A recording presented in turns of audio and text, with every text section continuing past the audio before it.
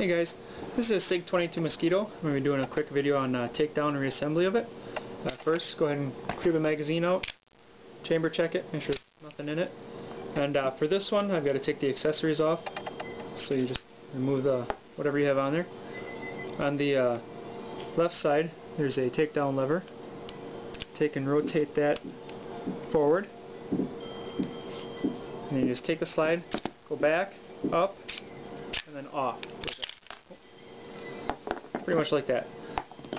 There's a guide rod and recoil spring. Something to note on here, there's a small side and a large side. The small side goes to the metal pin. And that's pretty much it. You can get in here, do all your clean out. Pretty simple. You can change barrels if you have to. This one comes with the threaded. I got the longer one to start with for hunting. Reassembly. There's under the barrel, most of you guys are familiar with handguns, where the spring goes. The spring end goes there, the large end. Then underneath the barrel there's another little detent back in there, and that's where the guide rod sits. So you just slide that back together, make sure that all lines up. And the same, just in reverse order. Rack her back, push her down, and that's all there is to it. Take your lever, bring your lever back.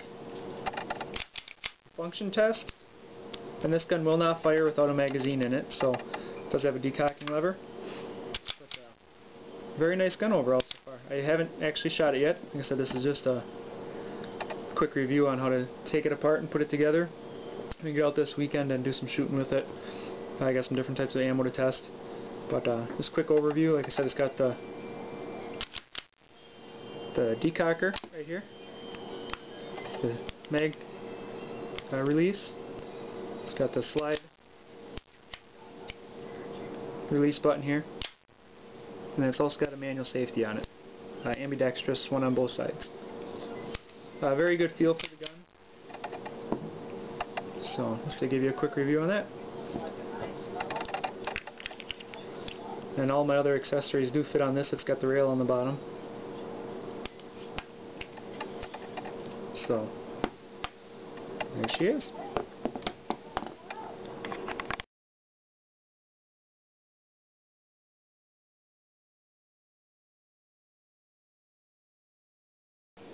Hey guys, just another quick note. I wanted to kind of show you the size comparison. I've got the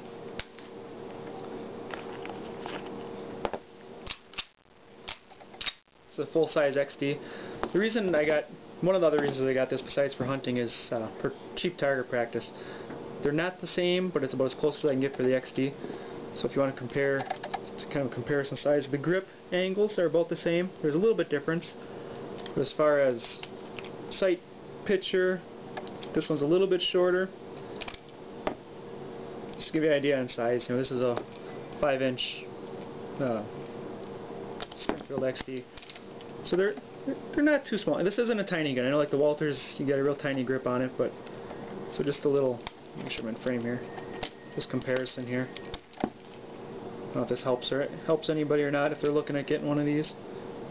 But grip. Comparing them, like I said, the grip angles are both the same. The trigger is a little different. The XD has kind of a straighter trigger, which I like. This one just kind of fits the finger more. It's more form-fitting, I guess you would say.